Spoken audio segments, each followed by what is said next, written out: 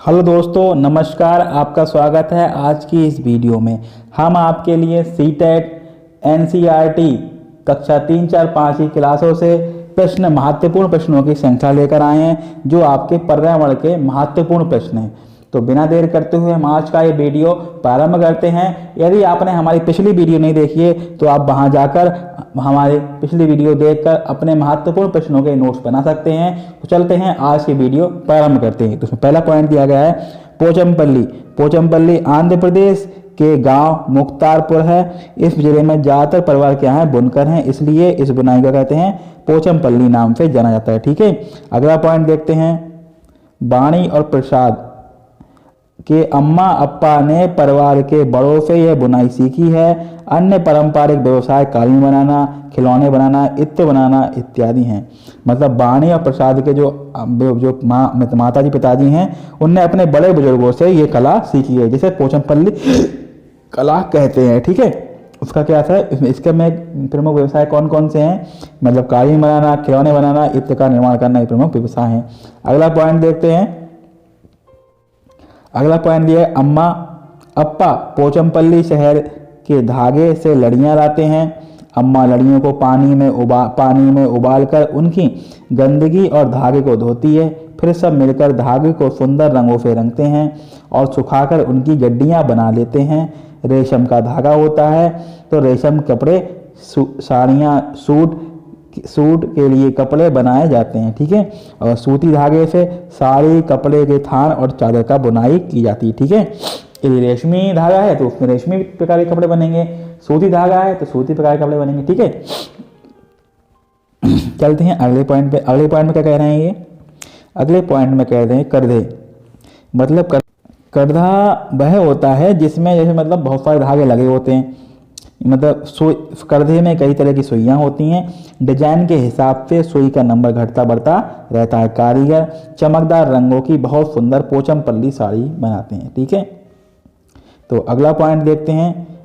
मलयालम में पिता को क्या कहते हैं, मलयालम में पिता के छोटे भाई को चितप्पन, पिता के छोटे भाई की पत्नी यानी कि हमारी चाची को कंजुम्मा कहते हैं। क्या कहते हैं, कंजुम्मा कहते हैं। अगला पॉइंट देखते हैं।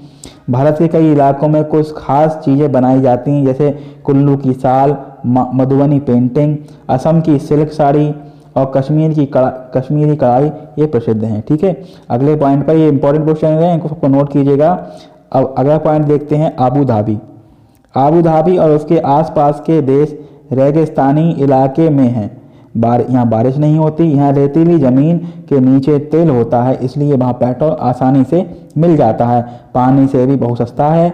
आबू धाबी में सिर्फ खजूर के पेड़ दिखाई देते हैं। क्या दिखाई देते हैं, खजूर के पेड़ दिखाई देते हैं। आबू धाबी की मुद्रा क्या है, दिरहम है।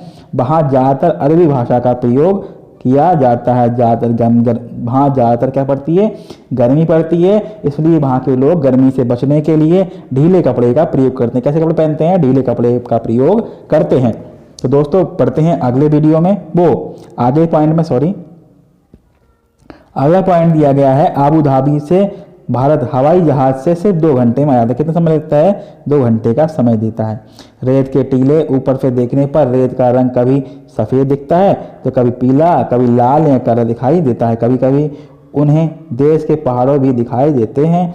इन पहाड़ों को क्या कहते हैं, रेत का टीला कहते हैं। अगले बढ़ते हैं केरल। केरल के बारे में क्या दिया गया है कि केरल के आंगन केरल को मसालों का बगीचा कहते हैं। वहाँ तेजपात, छोटी इलायची, बड़ी इलायची, काली मिर्च इत्यादि होती है। गरम मसाला कई मसालों का पिसा हुआ होगा। ठीक है, ठीक है, पिसा हुआ पाउडर होता है, जैसे जीरा, इलायची, लौंग, दालचीनी, तेजपात आदि का मिश्रण होता है। क्या होता है, इन सभी का मिश्रण होता है। ठीक है, अगले पॉइंट बढ़ते हैं, सबको नोट कीजिएगा, सारे इंपॉर्टेंट क्वेश्चन है। अगले देखिए, लेफ्टिनेंट कमांडर वहीदा वहीदा को प्रिज्म होगा के नाम से उनके पिताजी बुलाया करते थे। ठीक है, क्या कौन बुलाया करते थे, उनके पिताजी बुलाया करते थे। प्रिज्म ऐसा कांच का टुकड़ा होता जो 7 रंग दिखाता है। वे चाहते थे कि मैं भी इसी तरह अपनी पहचान बनाऊं। मतलब बहुप्रतिभावान बनूं। ठीक है, तो बहिदा जम्मू कश्मीर के राजौरी जिले के थन्ना मंडी नाम के छोटे से गांव से है। इन्होंने सरकारी स्कूल में पढ़ाई की और नानी के घर राजौरी से इन्होंने 12वीं की परीक्षा पास की। ठीक है, ये क्या है, अगला पॉइंट है, ये 3 बहनें हैं। इनकी बड़ी बहन जम्मू पुलिस में है। ठीक है, इन्होंने जम्मू मेडिकल कॉलेज से 5 साल में MBBS की परीक्षा पास की और अपना बड़ों का सपना पूरा किया। ठीक है, बढ़ते हैं आगे। डॉक्टर बनने के बाद सेना में भर्ती होने के लिए एक इंटरव्यू हुआ और 6 माह की ट्रेनिंग के पास होने के बाद ये क्या बन गई, फौज, ये जो वायुसेना में क्या बन गई, ये वो बन गई लेफ्टिनेंट। ठीक है, और ये घूमने और के शौकीन कहा भारतीय नौसेना में ये डॉक्टर बन गई। नौसेना के समुद्री जहाज़ों पर काम करने वाली ये पहली महिला है। कैसी हैं, पहली महिला कौन है, बहिदा। ठीक है, जिन्होंने एक पूरी परेड की कमान संभाली। क्या करी, पूरी परेड की कमान संभाली। अगले पॉइंट में बढ़ते हैं। नौसेना के बारे में कुछ जानकारी दी। नौसेना के हर जहाज पर फर्स्ट एड दी जाती है। यहाँ पर एक डॉक्टर और 3 सहायक होते हैं। जरूरी दवाइयाँ और कुछ मशीनें भी होती हैं। यह सब एक छोटे कमरे में रखे रहते हैं। लद्दाख में अम्मा ले माँ को कहते हैं और अब्बा ले पिता को और ममे ले दादाजी को कहते हैं। ठीक है, ये इंपॉर्टेंट क्वेश्चन है, इसको नोट कीजिएगा। आगे बढ़ते हैं। आगे का पॉइंट दिया गया है आपके लिए, जानवरों में देखने, सुनने और महसूस करने की शक्ति होती है। कई जानवर कई मील दूर तक के शिकार को देख सकते हैं। कोई हल्की सी आहट को भी सुन लेता है। कोई जानवर अपने साथी को सुनकर ढूंढ लेता है। तो अगले पॉइंट पर बढ़ते हैं।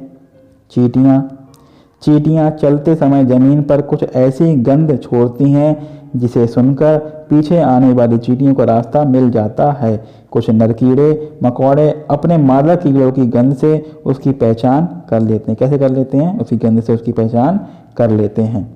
तो मच्छर हमारे शरीर की गंध, खासकर पैर के तलवों की और हमारे शरीर की गर्मी से हमें ढूंढ लेते हैं। रेशम का कीड़ा अपनी माता की गंध की कई किलोमीटर तक की दूरी को पहचान लेता है। सड़क पर कुत्ते की भी अपनी जगह बटी होती है। एक कुत्ता दूसरे कुत्तों की मलमूत्र उसकी गंध से जान लेता है कि उसको इस इलाके में कोई बाहर से कुत्ता आया है। ठीक है, अब ये दिया गया है पक्षी। तो पक्षी की आंख उनके सिर के दोनों तरफ होती, कहाँ होती हैं, सिर के दोनों तरफ। यहाँ पक्षी की विशेषताओं में आपसे प्रश्न पूछ सकता है। दोस्तों, अगर वीडियो अच्छा लगे लाइक से सब्सक्राइब कीजिएगा। यह एक ही समय में 2 अलग अलग चीज़ों को देख लेते हैं, नज़र डालते हैं। यह सब बिल्कुल सामने देखते हैं। कैसे देखते हैं, बिल्कुल सामने देखते हैं। तो इनकी दोनों आंखें एक ही चीज़ पर दिखाई देती है। कई पक्षी अपनी गर्दन बहुत ज़्यादा हिलाते हैं। क्या करते हैं, क्या होते हैं, बहुत ज़्यादा अपनी गर्दन हिलाते हैं, क्योंकि ज़्यादातर पक्षियों की आंखें घूम नहीं सकती, तो वे अपनी गर्दन हिलाकर ही आसपास का दृश्य देख लेते हैं। तो अगला पॉइंट दिया गया है, चील, बाज और गिद्ध जैसे पक्षी हमसे 4 गुना ज़्यादा दूरी का देख पाते हैं। जो चीज़ें हम 2 किलोमीटर की देख पाते हैं, ये 8 किलोमीटर तक की देख लेते हैं।